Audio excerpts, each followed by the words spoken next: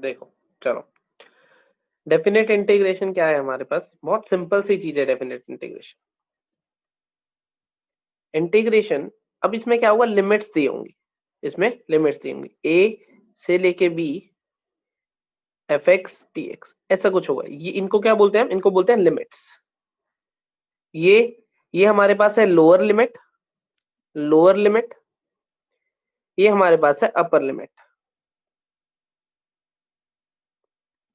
ठीक, अब मान लो तुम्हारे पास एफ एक्स का जो इंटीग्रेशन करके आता था वो आता था कैपिटल एफ प्लस सी, क्योंकि इस फंक्शन को इंटीग्रेट करके कोई फंक्शन बन रहा होगा।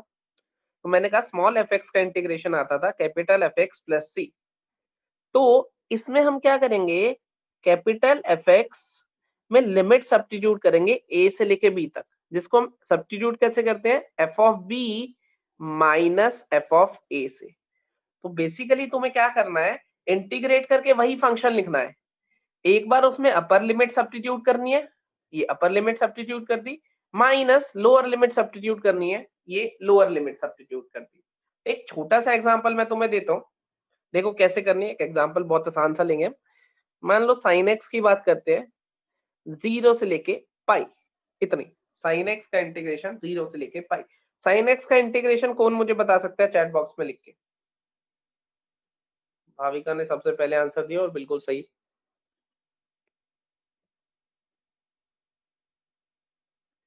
एक दो बच्चे गलत भी लिख रहे हैं आंसर। साइन एक्स का इंटीग्रेशन हो गया माइनस कॉस एक्स, यही होता था, याद करो। अब तुम्हें क्या करना है, माइनस कॉस एक्स तुमने लिख दिया, ऐसे लिखना है 0 से लेके पाई, ये बार का मतलब है कि लिमिट डालनी है अभी। तो प्लस सी, अब इसमें सी का कोई रोल नहीं आएगा, सी का रोल कब तक होता था, इनडेफिनेट इंटीग्रेशन तक। तो अब मैं क्या करूंगा, इसमें वैल्यू सब्स्टिट्यूट करूंगा, minus cos pi, upper limit substitute कर दी, minus minus cos 0, lower limit substitute कर दी। क्या करा मैंने, अपर लिमिट सब्स्टिट्यूट कर दी पूरे में और लोअर लिमिट सब्स्टिट्यूट कर दी पूरे में। माइनस कॉस पाई कितना होता है, जरा आंसर बताओगे मुझे इसका, कॉस पाई कितना होता है, अच्छा ये बता दो, कॉस पाई, कॉस पाई होता है -1, बिल्कुल सही। तो -1 इंटू ये बनेगा 2, सॉरी 2 क्यों, 1 बनेगा, सॉरी -1 इंटू ये। अब cos 0 कितना होता है, 1 होता है, तो माइनस माइनस प्लस होकर आएगा 1, तो आंसर आएगा 2। समझ गए। एक और एग्जांपल लेते हैं। मान लो मैंने एक्स स्क्वायर को इंटीग्रेट करा है 1 से लेके 2 तक, for example this dx, dx के रिस्पेक्ट में ही होता है इंटीग्रेशन। क्या लिखूंगा, एक्स क्यूब बाय 3 और लिमिट डालूंगा 1 से लेके 2 तक, विच इज इक्वल्स टू 2 का क्यूब बाय 3 माइनस 1 का क्यूब बाय 3। एक बार अपर लिमिट डाली माइनस लोअर लिमिट डाली, क्या बना ये 8/3 माइनस 1/3 विच इज 7/3। ये अपना आंसर हो गया। तो डेफिनेट इंटीग्रेशन में कुछ अलग नहीं करना हमें, बहुत सिंपल सा है डेफिनेट इंटीग्रेशन, कुछ अलग नहीं करना। क्या करना है हमें, सिर्फ और सिर्फ लिमिट लगानी है, upper limit minus lower limit. Geometrically इसका क्या सिग्निफिकेंस है ये देख लो एक बारी, ज्योमेट्रिकली इसका क्या सिग्निफिकेंस है ये देखो। Definite integration gives algebraic sum of areas। Definite integration हमें क्या देता है, एल्जेब्रिक सम ऑफ एरियाज देता है। इसका मतलब क्या है जो मैं कह रहा हूं, ये सुनो जरा। मैंने तुम्हें कहा 0 से लेके 2 पाई तक साइन एक्स dx इंटीग्रेट करके जरा बताना मुझे,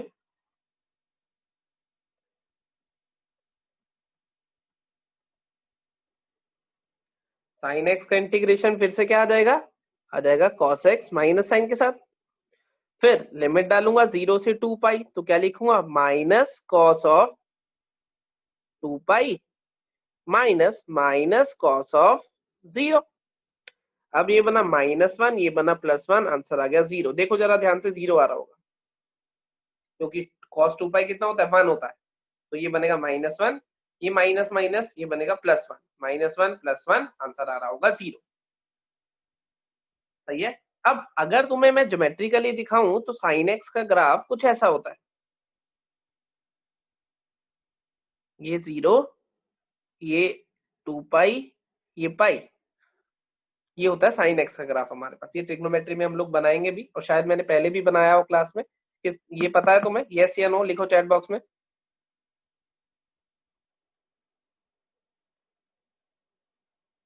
चलो मिक्स रिव्यूज आए हैं अभी, कुछ ने यस लिखा है, कुछ ने नो लिखा है। कोई बात नहीं, जिनको नहीं पता तो मैं उनको बता देता हूँ, ये साइन एक्स का ग्राफ होता है हमारे पास। कोई दिक्कत वाली बात है, नहीं पता या पता है को छोड़ दो, अभी हम ट्रिग्नोमेट्री पढ़ेंगे तो उसमें बना लेंगे ग्राफ। ठीक है, तो ये क्या देता है हमें? एल्जेब्रिक सम ऑफ एरिया देता है। एल्जेब्रिक सम का मतलब क्या होता है? हम क्या करते हैं, एक्स एक्सिस से ऊपर का एरिया पॉजिटिव लेते हैं, एक्स एक्सिस से नीचे का एरिया नेगेटिव लेते हैं। एक्स एक्सिस से ऊपर का एरिया पॉजिटिव लेते हैं, एक्स एक्सिस से नीचे का एरिया नेगेटिव लेते हैं। तो जितना एरिया ऊपर आ रहा है उतना ही एरिया नीचे आ रहा है, एग्री कर रहे हो? जितना एरिया ऊपर आ रहा है उतना ही एरिया नीचे आ रहा है। तो जितना एरिया ऊपर प्लस में मिला उतना एरिया नीचे माइनस में मिला, तो दोनों आपस में कैंसिल होके क्या देंगे हमें? 0 देंगे। समझे? तो definite integration basically area under the curves निकालने में काम आता है, लेकिन एक्चुअल में देता क्या हमें? Algebraic sum of area. मैं तुम्हें एक और एग्जांपल देता हूँ, और थोड़ा और रिलेटेबल एग्जांपल देता हूँ तुम्हें। ये एक्स एक्सिस से नीचे नेगेटिव क्यों लिया है? ये कन्वेंशन है हमारे पास, जैसे हम लेके चलते हैं ना, पॉजिटिव एक्स पॉजिटिव वाई ये सब। अब सुनो, मैंने तुम्हें कहा, पहले फंक्शन ले लेता हूं। मान लो 0 से लेके 2 तक x का इंटीग्रेशन बता सकते हो? हाँ, एरिया पॉजिटिव नेगेटिव दोनों होता है बेटा। तुमने अभी तक बचपन में यही पढ़ा, एरिया पॉजिटिव होता है लेकिन एरिया नेगेटिव भी हो सकता है। कन्वेंशनली नेगेटिव हो सकता है। नेगेटिव बताएगा कि इतना area below the x axis, ऐसा नहीं है एरिया नेगेटिव होगा। इसका आंसर बताओ जरा।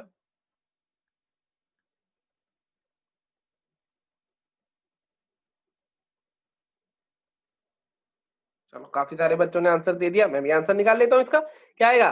एक्स स्क्वायर बाय 2, 0 से लेके 2 तक।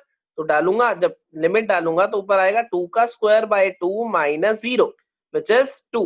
तो तुम्हारा आया 2। सही कह रहा हूं मैं? अब ये ग्राफ तो तुम मना नहीं कर सकते कि तुम्हें पता है, जरा ध्यान से बताना। इसका graph y equal to x line तो पता है तुम्हें? ये तो पता ही है तुम्हें, y equal to x line ऐसी होती है। क्या तुम ये बता सकते हो y equal to x line 0 से 2 तक? तो ये पॉइंट हो गया 0, ये पॉइंट हो गया 2। तो ये जो ट्रायंगल बना है एक्स एक्सिस के साथ, ये कितने एरिया का होगा?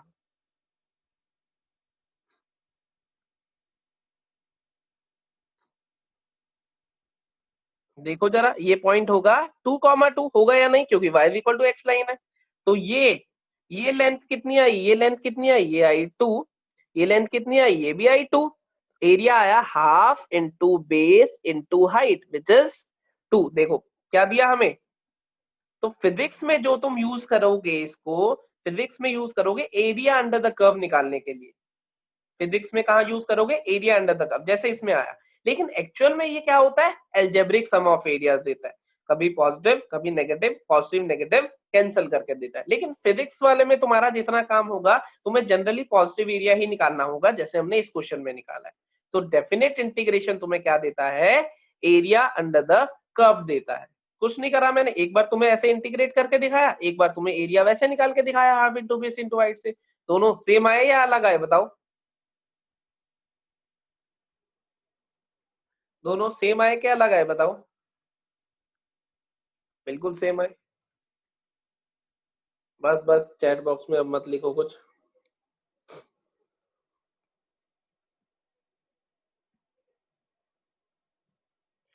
एक बच्चे ने लिखा है ग्राफ नहीं समझ आया। बेटा y equal to x line का ग्राफ तो हमने बहुत बार बनाया है, लॉग के टाइम पे भी बनाया था, और बचपन से बना रहे हो। साइन एक्स का तो चलो मैं मान सकता हूँ कि अभी नहीं ग्राफ समझ आया, लेकिन ऐसा नहीं हो सकता कि y equal to x line का ग्राफ ना समझ आए। ये तो आप बहुत बार बना चुके हो। साइन एक्स का अभी नहीं आया, कोई दिक्कत वाली बात नहीं है। साइन एक्स का हम लोग बना लेंगे, कोई दिक्कत नहीं है, अभी बना दूंगा थोड़ी देर में। डेफिनेट इंटीग्रेशन में तुम्हें कितना करना है? अब देखो एक और चीज बताता हूँ। देखो मान लो ऐसा कोई कर्व है, तुम क्या करते हो जनरली फिजिक्स में, तुमने करे भी होंगे अभी तक भी कुछ क्वेश्चन, कि ऐसे करके एक स्ट्रिप ले लेते हो या नहीं? एक्स डिस्टेंस दूर dx विड्थ की एक स्ट्रिप ले लेते हो, या नहीं ले लेते? ऐसे ही लेते हो ना? अब अगर मैं कहता हूं ये हाइट y है मेरे पास, तो क्या तुम इसका एरिया ऑफ रेक्टेंगल, यहाँ पे एक छोटा सा रेक्टेंगल बनाए, इसका एरिया बता सकते हो? y इंटू डी एक्स होता है या नहीं, बताओ जरा। क्योंकि dx उसकी एक साइड ली है, y उसकी ये लिया है। अब हम क्या करते हैं, अगर मैं इसको इंटीग्रेट कर देता हूं a से लेके b तक, मतलब ये स्ट्रिप a, ये पॉइंट a होगा, ये y की वैल्यू b होगी, ये स्ट्रिप a से लेके b तक का सारा एरिया, क्योंकि हमने क्या कह दिया कि y इंटू डी एक्स का मतलब ये एरिया, ये एक स्ट्रिप का एरिया, और a से लेके b तक इंटीग्रेट कर दिया, इसका मतलब ये सारा एरिया आ गया हमारे पास, जो कि मैं पहले ही तुम्हें बता रहा था कि क्या होता है, ये हमें क्या दे देता है, ये देता है हमें area with x axis. Definite integration हमें क्या देता है, एरिया विद एक्स एक्सिस। ये होता कुछ नहीं है, देखो इधर मैंने एक छोटा सा सेगमेंट लिया, छोटा सा रेक्टेंगल लिया यहाँ पे, ये क्या तुम ये समझ रहे हो, ये इसका एरिया लिखा हुआ है।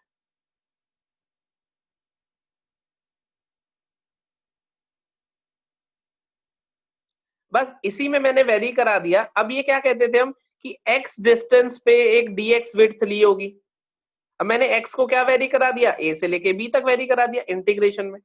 तो क्या हुआ, ये स्ट्रिप a से लेके b तक पूरी घूम गई, ये स्ट्रिप a से लेके b तक पूरी घूम गई। तो जब पूरी घूमेगी तो ये मुझे पूरा एरिया नहीं मिलेगा, सोचो, मिलेगा। और इसी को मैं अभी थोड़ी देर पहले भी तुम्हें यही समझा रहा था, समझ गए? तो फिजिक्स में तुम कितना यूज करोगे, तुम सिर्फ फंक्शन को इंटीग्रेट करके लिमिट सब्स्टिट्यूट करोगे, और जब लिमिट सब्स्टिट्यूट करोगे तो तुम्हें मिलेगा क्या, तुम्हें मिलेगा area with x axis, area with x axis. समझ गए? इतना ही काम है फिजिक्स में, बाकी हम डिटेल में पढ़ेंगे 12th में। लिमिट डालनी आ गई, यस या नो? आ गई। लिमिट डाल के एरिया अंडर द कर्व मिलेगा एक्स एक्सिस के साथ, यस या नो? बस ये दो चीजें चाहिए तुम्हें फिजिक्स में।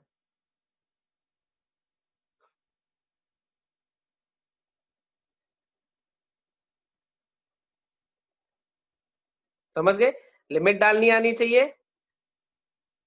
ये पता होना चाहिए area with the x axis मिलता है जब मैं इंटीग्रेट करता हूँ, ये दो चीजें चाहिए बस। स्ट्रिप वाला नहीं भी आया तो हमें कोई दिक्कत नहीं है। फिर से एक बार कोशिश कर लेता हूँ, हालांकि तुम कह रहे हो तो देखो जरा ध्यान से, फिर से बना रहा हूँ भाई स्ट्रिप वाला। ये मैंने कहा ये ए पॉइंट था, मैंने कहा ये बी पॉइंट था, ये एक्स इक्वल्स टू ए, ये एक्स इक्वल्स टू बी। ठीक, मैंने तुम्हें कहा कि जब इससे एक्स डिस्टेंस दूर, एक्स एक्स मतलब वाई एक्सिस से एक्स डिस्टेंस दूर एक छोटी सी स्ट्रिप काट लो डी एक्स लेंथ की, तो वो लेंथ, वो स्ट्रिप कुछ ऐसे दिखाई देगी या नहीं देगी, बोलो जरा।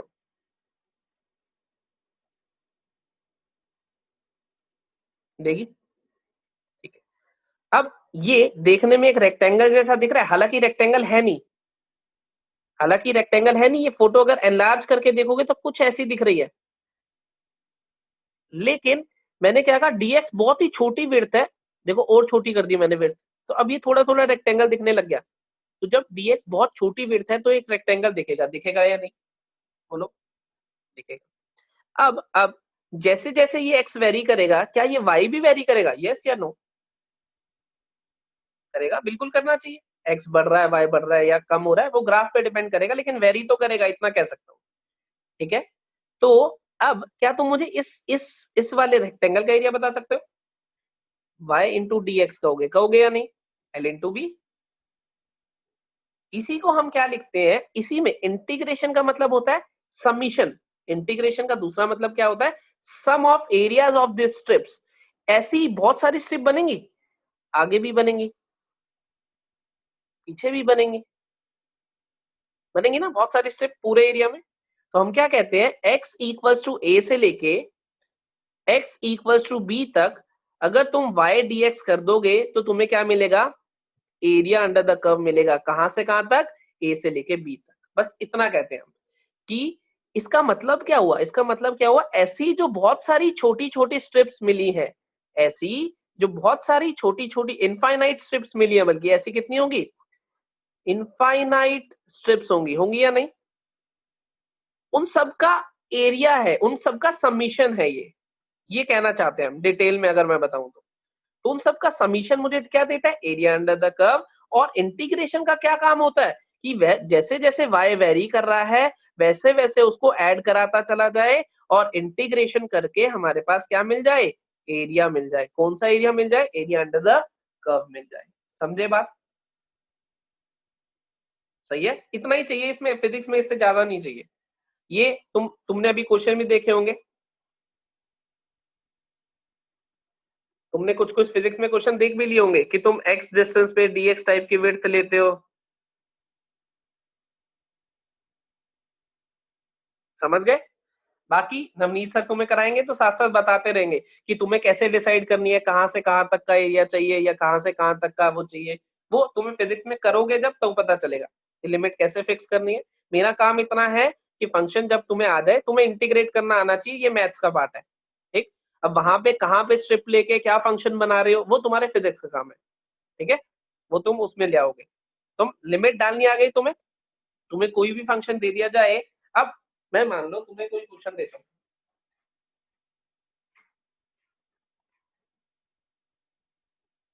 साइन एक्स बाय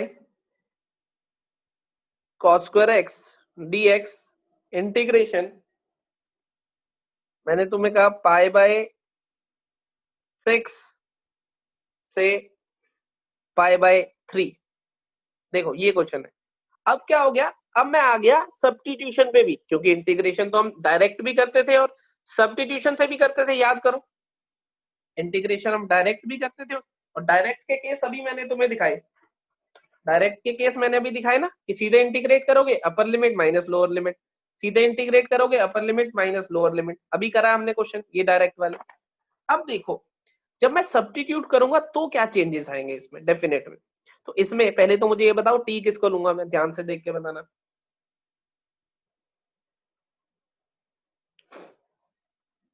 हम टी लेंगे cos x को, cos x को टी ले लेंगे, ऐसे ही करेंगे, ठीक। cos x को t लेंगे तो sin x dx क्या हो जाएगा, dt हो जाएगा या नहीं, यहाँ पे कर रहा हूँ। sin x dx क्या हो जाएगा, sin x dx minus sine भी आएगा यहाँ पे, इक्वल्स टू dt हो जाएगा। sin x dx को सब्स्टिट्यूट कर देते हैं, minus dt by t square का इंटीग्रेशन बनेगा, बनेगा या नहीं। अब इसका इंटीग्रेशन बता सकते हो कितना होगा, इसका इंटीग्रेशन होगा 1/t, बहुत आसानी से बता लेते हो, t की पावर -2 करके बता लोगे। और 1/t था क्या, ये 1/t था क्या मेरे पास, ये था सीकेंट x, था या नहीं, इट इज सीकेंट x। तो मुझे क्या करना है, सीकेंट x में लिमिट डालनी है π/6 से लेके π/3 तक, डालनी है या नहीं, जो भी इंटीग्रेट करके आया उसमें लिमिट डालनी थी। अब अपर लिमिट तो आंसर क्या आना चाहिए, secant of π/3 minus secant of π/6। क्या तुम्हें ये दोनों वैल्यूज पता है, सीकेंट ऑफ π/3 का मतलब है सीकेंट 60 डिग्री, π/3 का मतलब क्या होता है 60 डिग्री, तो सीकेंट ऑफ 60 डिग्री इज 2, और ये कितना होता है 30 डिग्री, इट इज 2/√3। समझ गए, इंटीग्रेट करना तुम्हें आता है, सब आता है, बस अब क्या नया सीख रहे हैं हम, upper limit minus lower limit. देखो कुछ बच्चे लिख रहे हैं कि ये माइनस साइन कहाँ गया, बेटा इंटीग्रेट करो तुम्हें दिख जाएगा। जैसे अब इसको थोड़ी देर के लिए लिमिट भूल जाओ, मान लो नहीं है, तो क्या तुम इसको इंटीग्रेट कर सकते हो, कर सकते हो, यहां तक तो पहुंच ही जाओगे ना जब इंटीग्रेट करोगे, तो सेम ही है। अब क्या करा है, बस अपर लिमिट सब्स्टिट्यूट करिए माइनस लोअर लिमिट सब्स्टिट्यूट करिए, बिल्कुल सेम जैसे पहले कर रहे थे। समझ गए कहानी।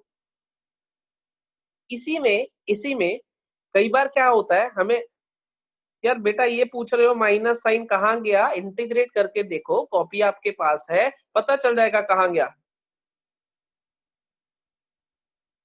सुनो चलो, जब इसको इंटीग्रेट करोगे तो तुम्हें खुद दिख जाएगा ना माइनस साइन कहाँ गया।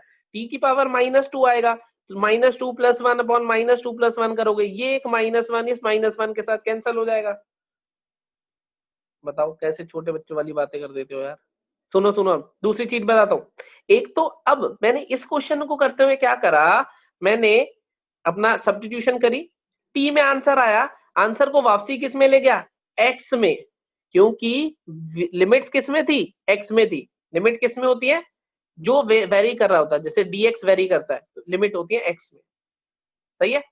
लेकिन कई बारी क्या करेंगे कि लिमिट चेंज करनी पड़ेगी, जैसे दूसरे तरीके से करता हूं इसको, cos x को t लूंगा ऑब्वियसली, तो -sin x dx कितना आएगा, dt आएगा।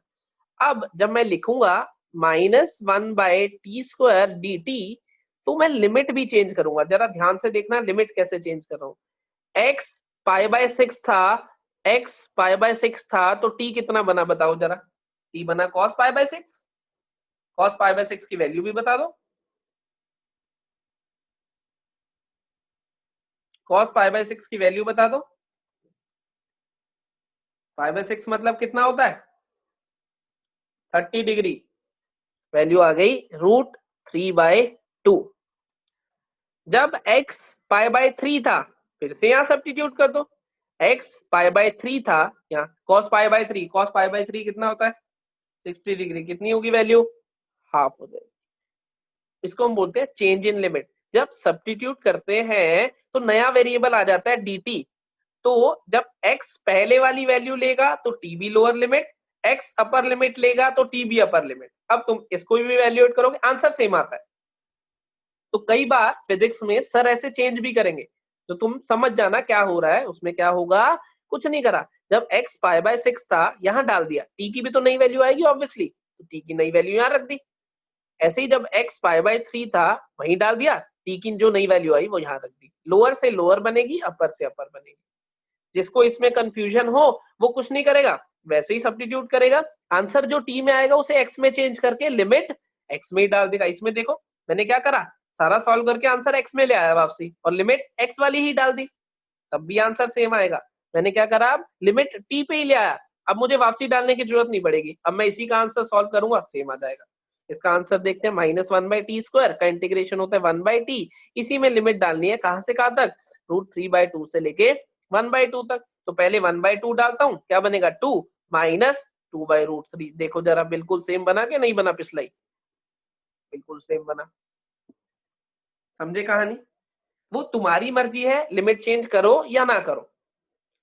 करोगे तो उसी में डाल दोगे, नहीं करोगे तो x में डालोगे। बस ऐसा मत कर देना कि लिमिट x वाली थी और डाल t में दी, तो आंसर गलत हो जाएगा। लिमिट x में है तो अपना फंक्शन भी x में होना चाहिए, लिमिट t पे ले आए तो फंक्शन भी t में था। समझ गए। हाँ, अगर सब्स्टिट्यूशन नहीं कर रहे, जैसे पहले क्वेश्चन कर रहे थे, मान लो उसने मुझे दिया e⁻x का इंटीग्रेशन कर दो 1 से लेके 2 तक, अब कोई सब्स्टिट्यूशन है ही नहीं, अब तो बिल्कुल सिंपल है। क्या करना है, e⁻x का इंटीग्रेशन, e⁻x लिमिट डालनी है 1 से 2, क्या बनेगा e² - e⁻1, आंसर आ गया, खत्म। देखो जरा, किसी को डाउट इसमें,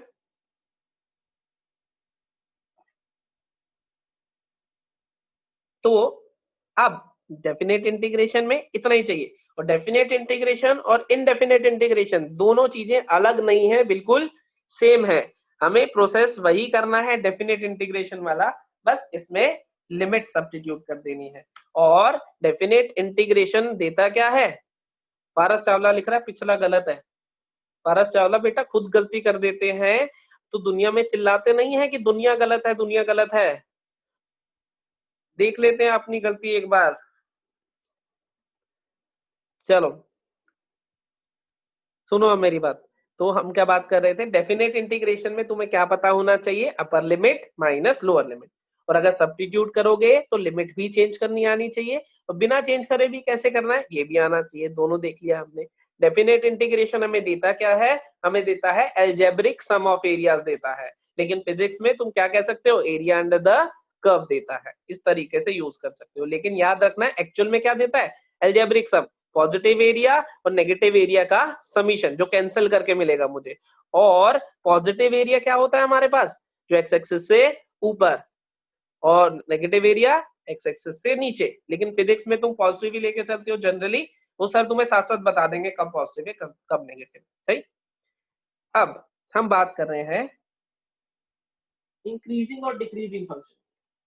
अब बात कर रहे हैं इंक्रीजिंग एंड डिक्रीजिंग फंक्शन की।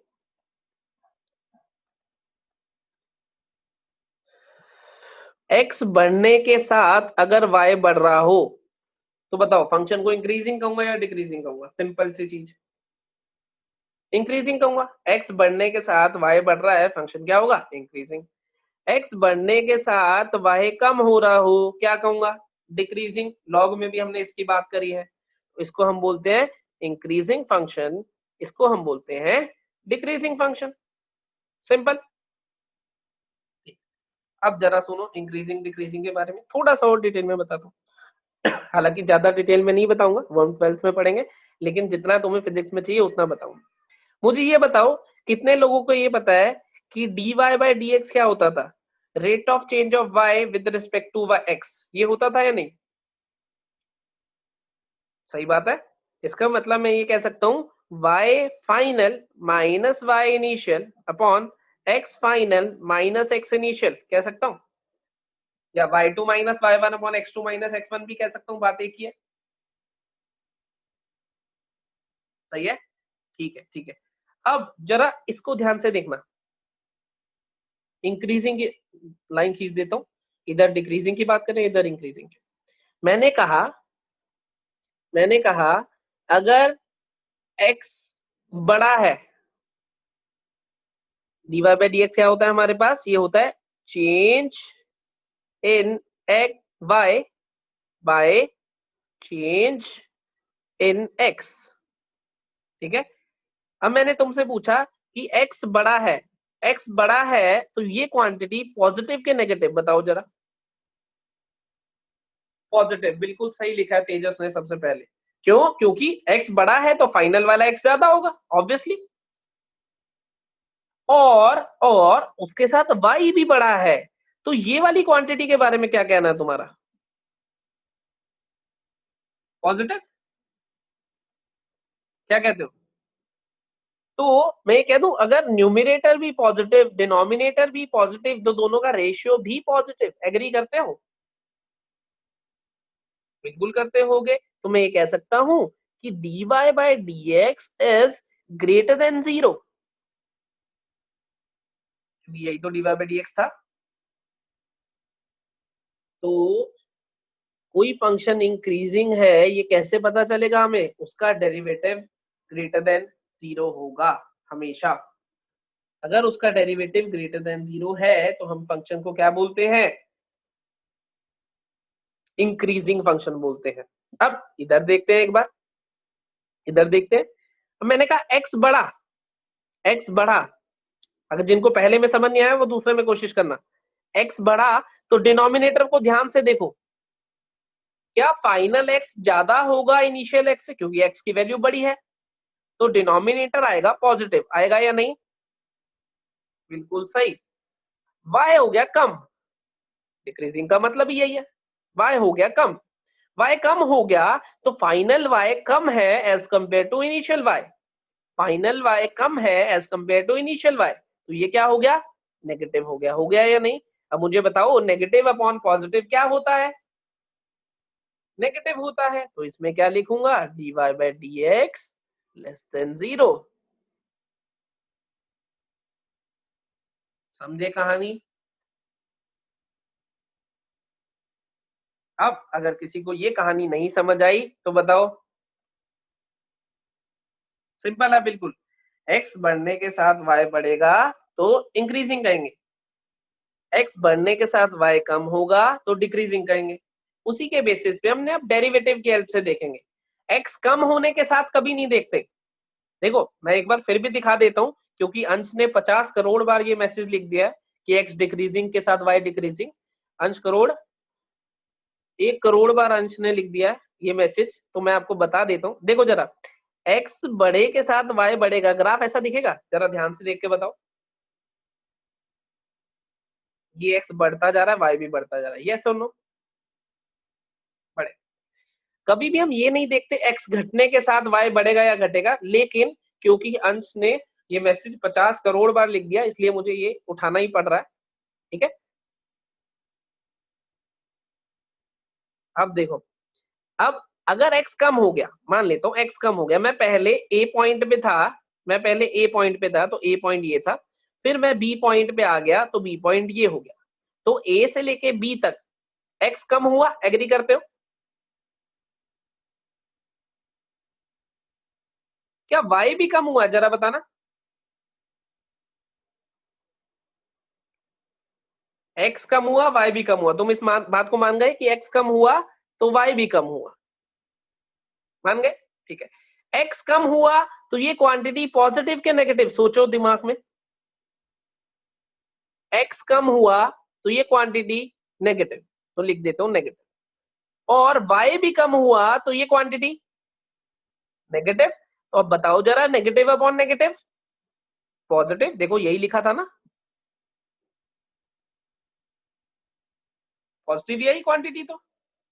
तो हम जनरली बढ़ने की तरफ ध्यान देते हैं, जिंदगी में भी हम बढ़ने की तरफ ध्यान देते हैं कि बढ़ रहा है कि नहीं, देखो जरा।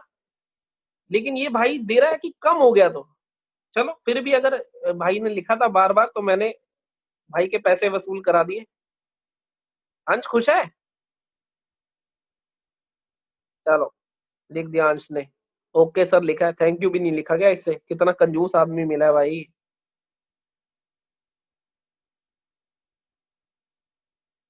चलो ठीक है, तो अब आ जाते हैं।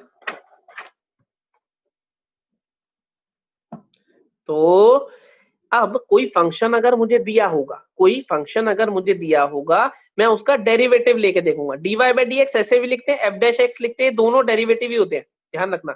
अगर y equal to f x कोई फंक्शन है ना, तो dy बाई डी एक्स लिखा है या एफ डैश एक्स, ये ऊपर प्राइम लगा दिया, दोनों का मतलब डेरिवेटिव ही होता है। ठीक है, ध्यान रखना। तो अब मैं क्या करूंगा, फंक्शन को मुझे पता लगाना है इंक्रीजिंग है या डिक्रीजिंग है, तो मैं क्या करूंगा, अगर उसका dy by d x positive है तो मैं क्या कह दूंगा, फंक्शन इज इंक्रीजिंग। अगर उसका dy by d x negative है, मैं क्या कह दूंगा, फंक्शन इज डिक्रीजिंग। सिंपल कहानी। लेकिन अभी के लिए सिर्फ इतना, बाद में यहाँ पे इक्वल टू भी लाएंगे और इक्वल टू के केस बनाएंगे कि कब इक्वल टू किसी डिस्क्रीट पॉइंट पे है या कॉन्टिन्यूस इंटरवल पे है, वो हम डिटेल में बाद में पढ़ेंगे। देखो जैसे ही मैंने कहा कि इक्वल टू भी लाएंगे, बाद में पढ़ेंगे, एकदम से बच्चे ने डाउट पूछ लिया कि सर ये जीरो भी तो हो सकता है। अरे भाई सुना तो करो, मेरे बोलने तक वेट तो करा करो, तुम्हें ज्यादा जल्दी है। तेजस, सारी दुनिया छोड़ के तू पहले आईआईटी का पेपर दिया, एक काम कर, कोरोना कोरोना चलता रहेगा साइड में, आराम आराम से करेंगे। भाई 12th की चीजें पढ़ रहे हैं ना अभी, तो अभी मेरे भी कंस्ट्रेंट है कि मैं उतना ही बता सकता हूँ जितना तुम्हें समझ भी आए, मैं तो खोल के रख दूंगा पूरा। अभी 12th में पढ़ाऊंगा, अगले महीने ये टॉपिक शुरू होगा, जो पढ़ना चाहे डिटेल में पढ़ लेना, मैं तो हर साल पढ़ाता हूँ।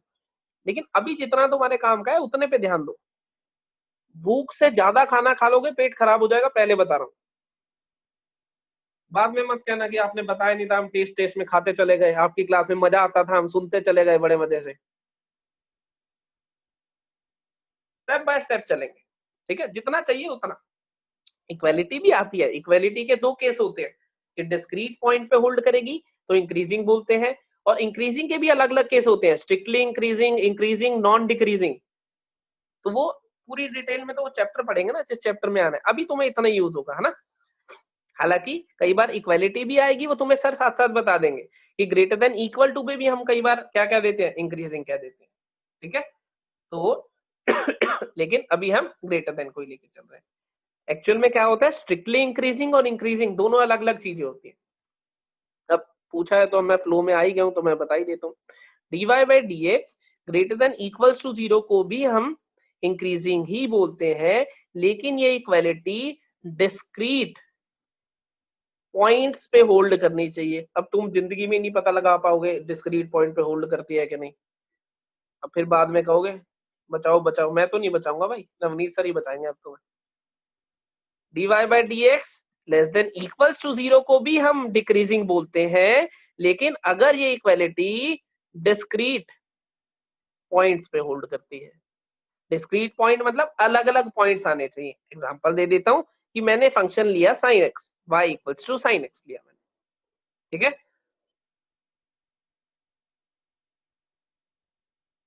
y equal to sin x लिया। तो मैं अगर बात करूं या y equal to x cube, simple function लेते हैं y equal to x cube, तो इसका dy बाई डी एक्स बताओगे मुझे? dy बाई डी एक्स बताओगे? dy by d x is 3x square, है या नहीं? अब मुझे ये बताओ क्या 3x स्क्वायर ग्रेटर देन 0 है for every value of x? बिल्कुल है, लेकिन ये 0 भी होता है या नहीं x इक्वल टू 0 पे? ध्यान से देखो, होता है ना? तो लेकिन only at x equals to 0 पे ही ये 0 होता है, उसके अलावा हमेशा पॉजिटिव रहता है। सही कह रहा हूं? ओनली एट, तो ऐसे जो ओनली वाले पॉइंट होते हैं, तो कुछ पॉइंट मिलेंगे या दूर दूर पॉइंट मिलेंगे, तो हम क्या कह रहे हैं कि वो डिस्क्रीट पॉइंट होंगे। डिस्क्रीट मतलब दूर दूर होने चाहिए पॉइंट, अलग अलग पॉइंट होने चाहिए। तो ये 0 होता है, लेकिन सिर्फ एक वैल्यू के लिए होता है, उसके अलावा हमेशा पॉजिटिव रहता है। और तो कोई वैल्यू ऐसी नहीं है जिसके लिए 0 होता हो, बताओ जरा। और तो कोई वैल्यू नहीं है, नहीं है, तो इसको हम क्या बोलते हैं? इसको भी, एक्स क्यूब को भी हम क्या बोलते हैं? इंक्रीजिंग फंक्शन ही बोलते हैं। समझे? ये आगे और डिटेल में बताऊं किसी को चाहिए तो? आधे डिस्क्रीट पॉइंट में झूल गए, मैंने कहा ही था भाई। ये चैट बॉक्स से तुम देख लेना किसने पंगे लिए थे मेरे से, उसकी वजह से हो रहा है ये टॉर्चर तुम्हारे ऊपर। ये वैसे मैंने करना नहीं था। अभी भी वंश लिख रहा है, आगे बता दो। अब जब तुम्हें मिले वंश पकड़ के मारना उसको। चलो अब मैं थोड़ा सा समराइज कर देता हूँ तुम्हारे लिए, क्योंकि रायता तुमने ज्यादा फैला दिया है, इतना तुमसे संभलेगा नहीं। सुनो मेरी बात, dy बाई डी एक्स मतलब f dash x, dy by d x लिखूं या f डैश एक्स लिखूं एक ही बात है। f dash x greater than equals to 0 पे हम क्या बोलेंगे? अब से increasing. f dash x less than equals to 0 पे हम क्या बोलेंगे? डिक्रीजिंग। लेकिन इक्वालिटी, इक्वालिटी डिस्क्रीट पॉइंट पे होल्ड करनी चाहिए।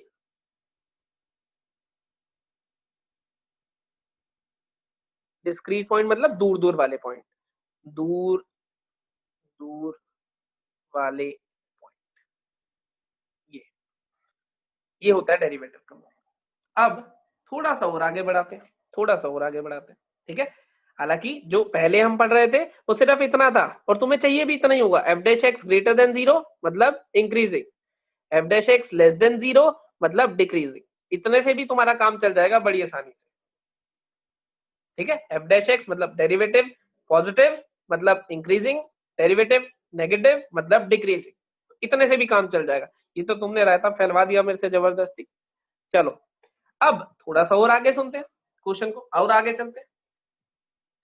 अब हम क्या कह रहे हैं कि मैंने डेरिवेटिव लिया, ठीक है, मैंने किसी फंक्शन का डेरिवेटिव लिया जैसे कौन सा फंक्शन लूं? y equal to x square, बहुत सिंपल सा फंक्शन है। क्या dy बाई डी एक्स बता सकते हो?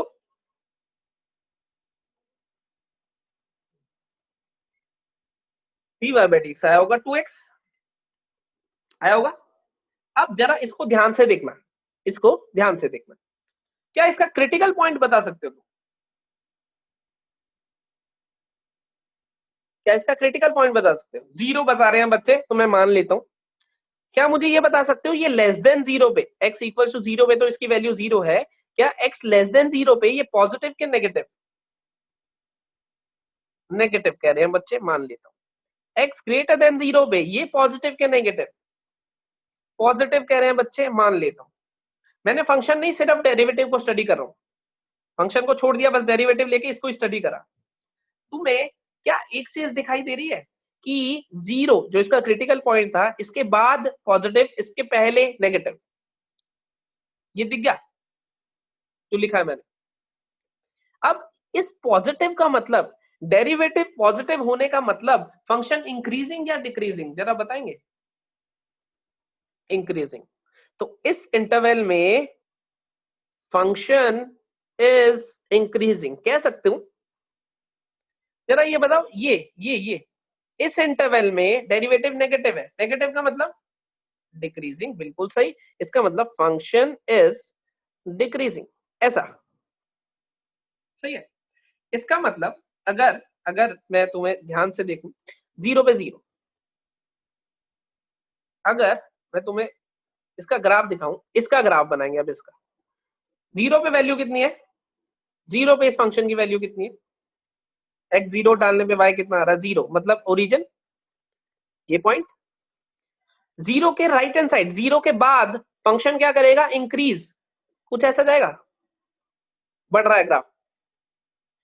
और 0 से पहले डिक्रीज, डिक्रीज में देखो ऐसा हुआ, देखो जरा पहचान रहे हो, x बढ़ रहा है, y कम हो रहा है, डिक्रीज, नीचे की तरफ आ रहा है ग्राफ, मतलब y की वैल्यू कम हो रही है, फिर बढ़ रही है, डिक्रीज फिर इंक्रीज, दिखा?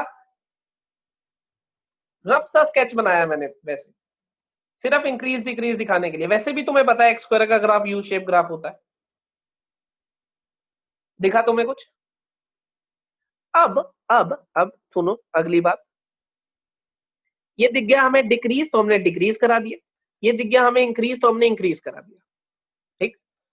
इसको हम बोलते हैं, ये जो पॉइंट मिला, जो क्रिटिकल पॉइंट मिला था, क्रिटिकल पॉइंट वो होते हैं जिन पे डेरिवेटिव 0 होता है। क्रिटिकल पॉइंट, क्रिटिकल पॉइंट क्या होता है?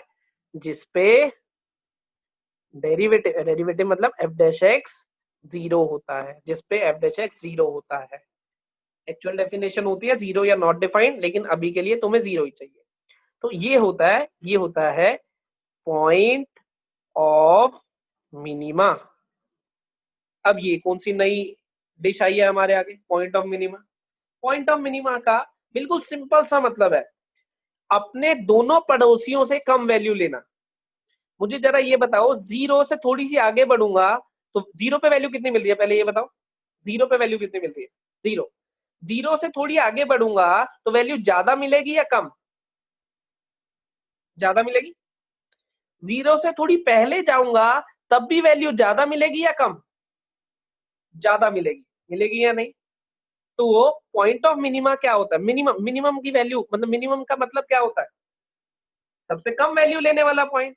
तो पॉइंट ऑफ मिनिमा क्या होगा? जो अपने दोनों पड़ोसियों से कम वैल्यू लेगा। वो कुछ ऐसा दिखाई देगा नीचे, इधर से भी कम, इधर से भी कम,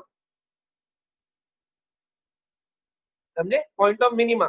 ऐसे ही होता है पॉइंट ऑफ मैक्सिमा भी, ऐसा ही होता है। ऐसा रिवर्स कर दूंगा अगर मैं, ये देखो, ये अपने दोनों पड़ोसियों से, पड़ोसी किसको कह रहा हूं? अगली और पिछली वैल्यू से, दोनों से ज्यादा है। एग्री कर रहे हो? यस या नो कर रहे हो? तो इसको हम क्या बोलते हैं? Point of maxima. Point of maxima. अब फिर से इसको समराइज कर लेते हैं एक बारी। ध्यान से अगर देखोगे तो जब ग्राफ डिक्रीज होके इंक्रीज होगा, देखो जरा, ग्राफ डिक्रीज हुआ, कम हुई वैल्यू, फिर बढ़ गई, ऐसा हुआ, तो बनेगा पॉइंट ऑफ मिनिमा। क्या कहते हो? एग्री करते हो इस बात से? सिंपल सी डेफिनेशन। जब डिक्रीज होके इंक्रीज हो गया, उसी ग्राफ को दोबारा से समराइज करो तो पॉइंट ऑफ मिनिमा बनेगा। एग्री करते हो इस बात को? बिल्कुल सही। अगर इंक्रीज होके डिक्रीज हो गया तो पॉइंट ऑफ मैक्सिमा बनेगा। इस बात को भी एग्री करते ही होंगे ऑब्वियसली। सही है, ठीक है। जरा आप ध्यान से देखना, अब मैं तुम्हें एक और डेफिनेशन बताने जा रहा हूं। इसको हम बोलते हैं मिनिमा, इसको हम बोलते हैं मैक्सिमा। तो जरा ये y equal to f x कोई ग्राफ था, ये भी y equal to f x कोई ग्राफ था। मुझे ये बताओ, मैं तुमसे पूछ रहा हूं एफ डैश एक्स क्या होता था? डेरिवेटिव। इस वाली ब्रांच में इस वाली ब्रांच में डेरिवेटिव नेगेटिव होगा, एग्री करते हो? क्योंकि डिक्रीज कर रहा है, डिक्रीज का मतलब ही क्या होता था, डेरिवेटिव नेगेटिव। इधर डेरिवेटिव पॉजिटिव होगा, मानते हो इस बात को? और इस पॉइंट पे डेरिवेटिव जीरो होगा, ये भी मानते हो? क्योंकि क्रिटिकल पॉइंट वही होता था डेरिवेटिव जीरो वाला।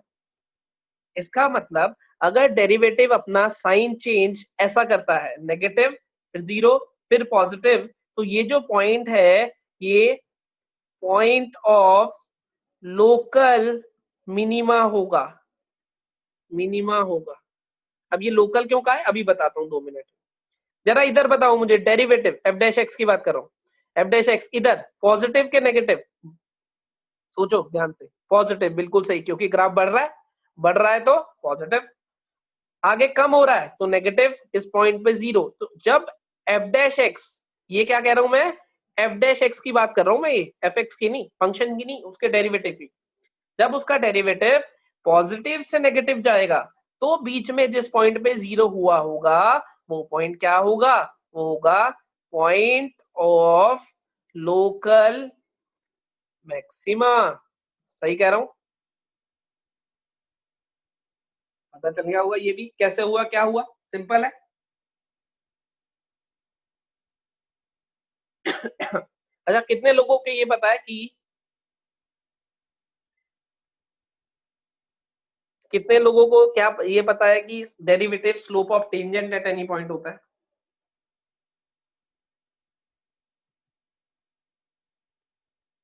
बिल्कुल सही, बहुत बढ़िया। तो यहाँ पे अगर तुम ध्यान से देखो, यहाँ पे अगर तुम ध्यान से देखो तो पैरेलल टू एक्स एक्सिस बन रहा है, और parallel to x axis line कोई होती है तो उसकी स्लोप कितनी आती है, जीरो आती है, tan थीटा जीरो, ये भी जीरो। समझ गए? लेकिन तुम्हारे काम का पॉइंट कौन सा है, ये वाला पॉइंट है, एफ डैश एक्स। तो हम क्या कहते हैं, if f dash x changes its sign from negative to positive about any point, then this point is called local minima. If f dash x changes its sign from positive to negative, then this point is called local maxima। और बिल्कुल simple, दिमाग में photo बना लो, बढ़ेगा कम होगा तभी तो maximum वो वाला पॉइंट होगा, बढ़ेगा कम होगा, बढ़ेगा मतलब positive, increase, dy by dx positive, बाद में नेगेटिव, तो पॉजिटिव से नेगेटिव में क्या होगा, मैक्सिमा। लोकल अभी बता दो, अरे यार लोकल अभी बताऊंगा, अभी कहा तो था लोकल बताऊंगा, तुम्हें बड़ी जल्दी हो जाती है एकदम ना, सारे पैसे आज ही वसूल लो, वो भी मेरे से ही वसूल लो, है ना। अभी बताऊंगा, अभी घबराओ मत। हाँ, तो डिक्रीज, डिक्रीज फिर इंक्रीज, नेगेटिव फिर पॉजिटिव, तभी तो मिनिमा बन रहा है। ये फोटो दिमाग में रखोगे ना, नीचे से ऊपर मिनिमा, ये मैक्सिमा, इंक्रीज डिक्रीज मैक्सिमा बना, डिक्रीज इंक्रीज मिनिमा बना। तो तुम बना के भी देखोगे तो सीधे ऐसे ही तो बनेगा, डिक्रीज के बाद इंक्रीज करोगे तभी तो मिनिमा बनेगा, और डिक्रीज से क्या आता है, माइनस साइन, इंक्रीज से क्या आता है, प्लस साइन, ये हमने अभी पढ़ा था। डेरिवेटिव पॉजिटिव मतलब फंक्शन इंक्रीजिंग, डेरिवेटिव नेगेटिव मतलब फंक्शन डिक्रीजिंग। समझ गए इतनी कहानी मेरे ख्याल से। लोकल भी बता देता हूँ, लोकल क्यों कह रहा हूं मैं, क्योंकि ना देखो इधर ग्राफ अगर बनाऊं तो कई बार ऐसा होता है, देखो ऐसा भी तो ग्राफ हो सकता है। अब ये भी मैक्सिमा है, ये भी मैक्सिमा है, ये भी मैक्सिमा है या नहीं, तीनों एग्री कि डिसएग्री, ये भी मैक्सिमा है, ये भी मैक्सिमा है, ये भी मैक्सिमा है, एग्री या डिसएग्री, एग्री। अब लेकिन ये अपने जंगल का राजा है, ये अपने जंगल का राजा है, ये अपने जंगल का राजा है, इसलिए इन्हें क्या बोल रहे हैं, लोकल। लोकल मतलब अपने शहर में ये राजा है बस, ये अपने शहर में, ये अपने शहर में, पूरी धरती का राजा नहीं है, इसलिए बस लोकल बोला, कि अपने पड़ोसियों से बड़ा होना चाहिए। समझ गए इतनी कहानी, बस इसलिए लोकल बोल रहा था, कोई उसमें कंसेप्ट नहीं था खास।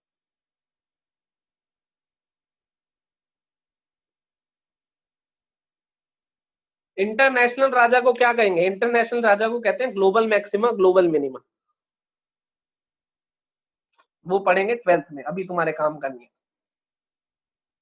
चलो अब एक बार इसको समराइज कर लेते हैं जो हमने देखा।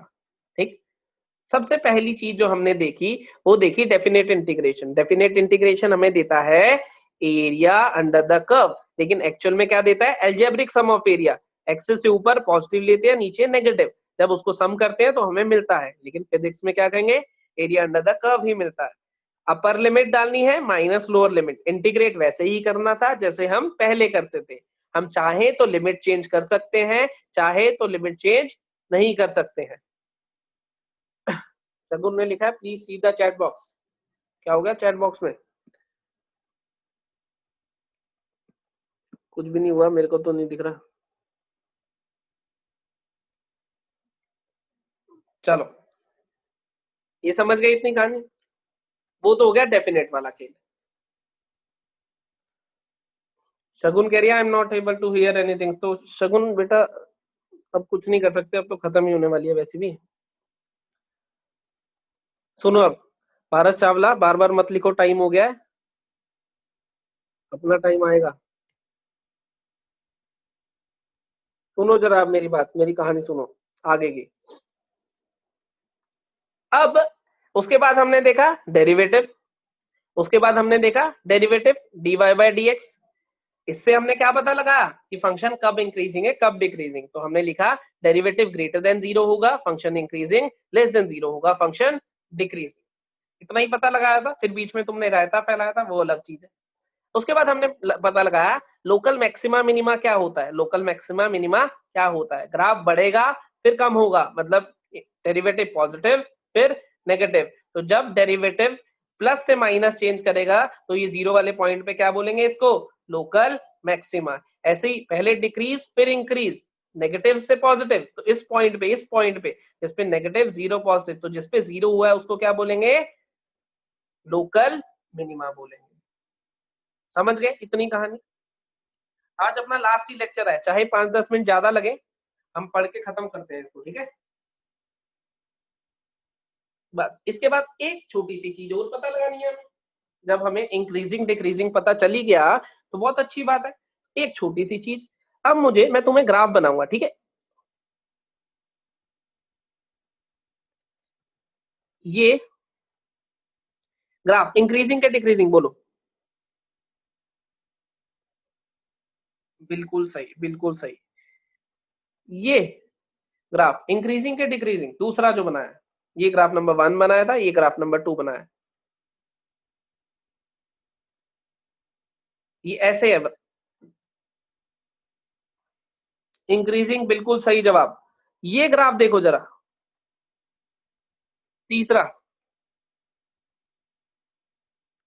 ये जो तीनों ग्राफ बनाए हैं, तीनों ही इंक्रीजिंग ग्राफ है। ध्यान से देखो, एक्स बढ़ेगा तो वाई बढ़ते हुए दिखाई दे रहा होगा तुम्हें, ग्राफ ऊपर कोई मूव कर रहा है। अगर कोई डिसएग्री कर रहा है इससे तो बताओ। मैं कह रहा हूं कि तीनों ये इंक्रीजिंग ग्राफ बनाए हैं, अगर कोई डिसएग्री कर रहा है तो बताओ। नहीं, एग्री वाले मत लिखो, कोई डिसएग्री कर रहा है तो बताओ। एक्चुअल में इसमें भी एक्स बढ़ने के साथ वाई बढ़ रहा है, इसमें भी एक्स बढ़ने के साथ वाई बढ़ रहा है, इसमें भी एक्स बढ़ने के साथ वाई बढ़ रहा है या नहीं। तो जब मैं इंक्रीजिंग की बात करता हूं तो एक्चुअल में क्या है, सेकंड वाला ना लोगों को थोड़ा डिक्रीजिंग लग रहा है, तो 1 मिनट उनकी तबीयत ठीक करके आता हूँ। ये x1 है, इसके कॉरेस्पॉन्डिंग ये y1 आया। ये x2 है, इसके कॉरेस्पॉन्डिंग ये y2 आया। तो जिनको डिक्रीजिंग लग रहा था मुझे बताना, x बढ़ने के साथ y बढ़ा नहीं है क्या। x बढ़ा x1 से x2 तो y भी तो बढ़ा y1 से y2। यार ग्राफ पे मूव करके देखा करो ना, ग्राफ पे चल रहे हो तुम तो राइट में जाने का मतलब x बढ़ रहा है, ऊपर जाने का मतलब y बढ़ रहा है। तो राइट जाते जाते जब ऊपर जा रहे हो तो इसका मतलब बढ़ ही रही है वैल्यू। भूल जाते हैं, मुझे फिर से बनाना पड़ेगा अगले पेज पे। अरे घूम के नीचे नहीं आया है, वो कह रहा घूम के नीचे आएगा तो डिक्रीजिंग हो जाएगा। किसी ने कहा घूम के नीचे आया है, वो बेचारा अभी इतना ही है बस। अरे घूम के नीचे आएगा तो डिक्रीजिंग हो जाएगा, घूम के नीचे की बात करी है किसी ने। अभी ये ग्राफ है, ये ग्राफ नंबर 1 था, ये ग्राफ नंबर 2 था, ये ग्राफ नंबर 3। तो 1 2 3 तीनों ग्राफ क्या है हमारे पास, इंक्रीजिंग ग्राफ है। लेकिन इनकी कनकेविटी अलग है, इसको हम क्या बोलते हैं, कनकेव अपवर्ड्स। देखो ऊपर को खुला हुआ है ऐसा दिख रहा है, कनकेव अपवर्ड्स दिख रहा है। और इसको हम बोलते हैं कनकेव डाउनवर्ड्स, कनकेव डाउनवर्ड्स। और ये तो है लीनियर, ये तो तुम बचपन से ही जानते हो, स्ट्रेट लाइन बना ही रहे हो। अब अगर मैंने डेरिवेटिव से पता लगा लिया कि ग्राफ इंक्रीजिंग है, मान लो पता लगा लिया ग्राफ इंक्रीजिंग है, तो वो किस कैटेगरी का इंक्रीजिंग है ये भी तो पता होना चाहिए। क्या कहते हो? अगर मुझे किसी ने कहा ग्राफ इंक्रीजिंग है, तो वो ऐसे वाला इंक्रीजिंग है, ऐसे वाला इंक्रीजिंग है, या ऐसे वाला इंक्रीजिंग है, ये भी तो पता होना चाहिए। तो ये हमें पता चलता है सेकंड डेरिवेटिव से, जब मैं उसका 2 बार डेरिवेटिव लूंगा। सेकंड डेरिवेटिव को कैसे रिप्रेजेंट करते हैं? d2y bye dx2। इसको क्या बोलते हैं? Second order derivative. For example मैंने लिया y equal to x cube, dy by dx, इसका डेरिवेटिव बताओगे? 3x square. इसी का एक और बार डेरिवेटिव ले लो, d2y बाय dx2, क्या बना? 6x बना। समझे? सेकंड डेरिवेटिव होता है एक, इसका ये पहला डेरिवेटिव लिया, फिर इसका ये दूसरा डेरिवेटिव लिया, तो वो सेकंड डेरिवेटिव हो जाता है। समझ गए सेकंड डेरिवेटिव क्या है? अब जब मुझे पहले डेरिवेटिव से पता चल गया, पहले डेरिवेटिव से मुझे क्या पता चल गया? 3x स्क्वायर से। 3x स्क्वायर पॉजिटिव होता है कि नहीं होता है? होता है। तो मुझे फर्स्ट डेरिवेटिव ने तो इतनी इंफॉर्मेशन दे दी कि भाई इंक्रीजिंग है। अब वो किस कैटेगरी का इंक्रीजिंग है ये देता है सेकंड डेरिवेटिव। ये इंफॉर्मेशन कौन देता है? Second derivative. अब तेजस ने फटाफट से शताब्दी एक्सप्रेस पकड़नी थी, बहुत जल्दी थी, इसने लिख दिया लीनियर। क्या मैंने ऐसा कहा कि इसको देख के बताना तुम? क्या मैंने अभी सिखाया कैसे पता चलता है? फिर तुक्के बिड़ा दिए जबरदस्ती। तेजस तेज मत बन जाता, अभी बता रहा हूं देखो। तो सेकंड डेरिवेटिव हमें बताता है कनकेविटी। अब सुनो जरा, d2y bye dx2, d2y bye dx2 अगर हमारे पास पॉजिटिव हो तो क्या बोलते हैं हम? Concave upward. क्या बोलते हैं हम? Concave upward. d2y bye dx2 अगर लेस देन 0 हो तो हम बोलते हैं कनकेव डाउनवर्ड। क्या बोलते हैं? Concave downward. समझ गए कहानी? बस इतना ही देखना है कि जो सेकंड डेरिवेटिव हम लोगों ने निकाला है वो कनकेव अपवर्ड है या फिर कनकेव डाउनवर्ड है। तो देखते हैं जरा, ये सेकंड डेरिवेटिव हमने निकाला है। सेकंड डेरिवेटिव पॉजिटिव होगा तो क्या होगा? कनकेव अपवर्ड होगा। सेकंड डेरिवेटिव नेगेटिव होगा तो क्या होगा? कनकेव डाउनवर्ड होगा। समझ गए इतनी कहानी? थोड़ी ही देर पहले हमने एक y equal to x square का ग्राफ बनाया था। कितने लोगों को वो ग्राफ याद है? ये बनाया था y equal to x square. ऐसा होता है, ये तुम्हें पता भी है ग्राफ, है ना? जरा देखो, y equal to x square है तो dy बाय dx कितना बोलो जरा? 2x। d2y बाय dx2 बोलो जरा? d2y bye dx2 2। Second derivative positive आया कि नेगेटिव आया? पॉजिटिव आया, तो कनकेव अपवर्ड होना चाहिए कि डाउनवर्ड होना चाहिए? अपवर्ड। क्या तुम्हें दिखाई दे रहा है ये यू ऊपर को खुला हुआ है? अपवर्ड ही है वो ग्राफ, दिखा? तो कनकेविटी कैसे पता लगती है हमें? इस डेरिवेटिव से पता लगती है। समझे? तो सुनो जरा, अब इसका जैसे हमें इसका ग्राफ बनाना है तो हमने ये देख लिया कि ग्राफ इंक्रीजिंग बनेगा। ठीक, अब जरा मुझे सेकंड डेरिवेटिव बताना, देख के पॉजिटिव है कि नेगेटिव है?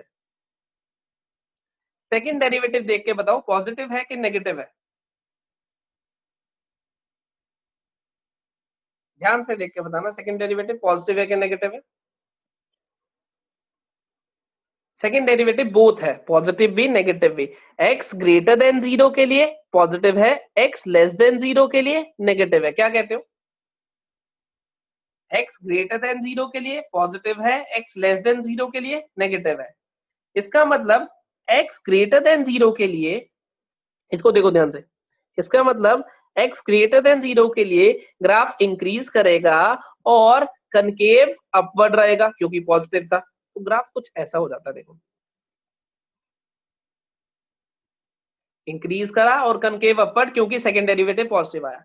x लेस देन 0 के लिए ग्राफ इंक्रीज तो करेगा ही लेकिन कनकेव डाउनवर्ड होगा। ग्राफ कुछ ऐसा हो जाता है, देखो जरा, एक्स बढ़ने के साथ वाई बढ़ रहा है, पूरे ग्राफ में बढ़ रहा होगा, देखो जरा ध्यान से, एक्स जब जब बढ़ाओगे वाई बढ़ता हुआ मिलेगा, मिल रहा है। X positive pay concave upward है, x less than 0 x negative पे कनकेव डाउनवर्ड है या नहीं? तो ये हमारे पास किसका ग्राफ है, y equal to x cube. Actual में ग्राफ ऐसे ही बनाए जाते हैं, सारी दुनिया के ग्राफ ऐसे बनाए जाते हैं, इंक्रीजिंग डिक्रीजिंग कनकेविटी देख के।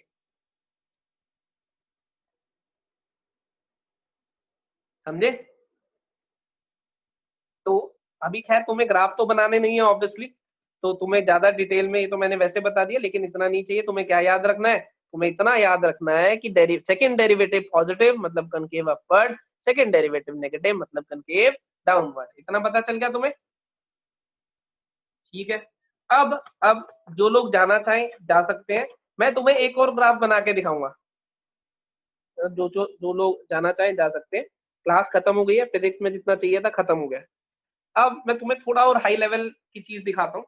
साइन एक्स का ग्राफ, थोड़ी देर पहले तुम कह रहे थे ना साइन एक्स का ग्राफ नहीं आता। अब देखना जरा, साइन एक्स का ग्राफ बनाऊंगा खटा एक्स से, साइन एक्स का ग्राफ बनाऊंगा फटा एक्स से, ठीक है। तो मुझे बताओ जरा dy बाई डी एक्स क्या होगा, dy बाई डी एक्स क्या होगा, cos x होगा, बिल्कुल होगा। d2y by d x to बताना जरा, d2y by d x to बताना जरा, माइनस साइन एक्स होगा, बिल्कुल होगा, सही है, ठीक है। अब मैंने बना ली ये एक्सेस, ये y एक्सेस, ये x एक्सेस बना ली, ये एंगल मार्क कर लिए 0, पाई बाय 2, पाई 3 पाई बाय 2, और आगे ले जाता हूँ 2 पाई, ऐसे ही minus pi by 2 and so on चलता रहेगा। फोकस सेट कर दूंगा, चिंता मत करो। पहला डेरिवेटिव और दूसरा डेरिवेटिव ये तो बड़ी आसानी से लिख लेते हो तुम, लिख लेते हो या नहीं लिख लेते हो?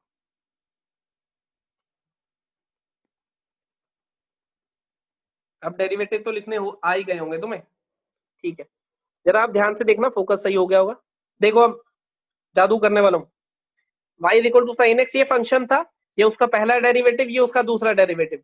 पहला डेरिवेटिव बताएगा इंक्रीज या डिक्रीज, दूसरा डेरिवेटिव बताएगा कनकेव अपवर्ड या डाउनवर्ड। इस चीज को एग्री करते हो?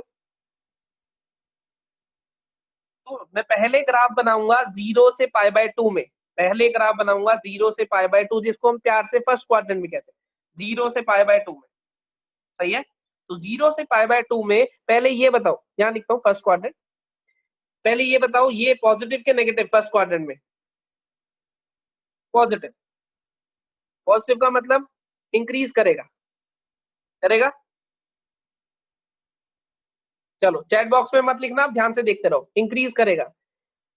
फर्स्ट क्वाड्रेंट में ये पॉजिटिव के नेगेटिव, ये आया नेगेटिव, इसका मतलब इंक्रीज करेगा कनकेव डाउनवर्ड होके, इंक्रीज करेगा कनकेव डाउनवर्ड होके, एग्री? यस, तो कुछ ऐसा ग्राफ बनेगा, इंक्रीज करा कनकेव डाउनवर्ड होके करा। अब मैं आ गया आगे, पाई बाय 2 से पाई तक, पाई बाय 2 से पाई मतलब सेकंड क्वाड्रेंट होता है, पाई बाय 2 से पाई मतलब सेकंड क्वाड्रेंट होता है। जिनको नहीं समझ आया वो थोड़ा और ध्यान से देखो, आगे भी सेम ही चीज होनी है।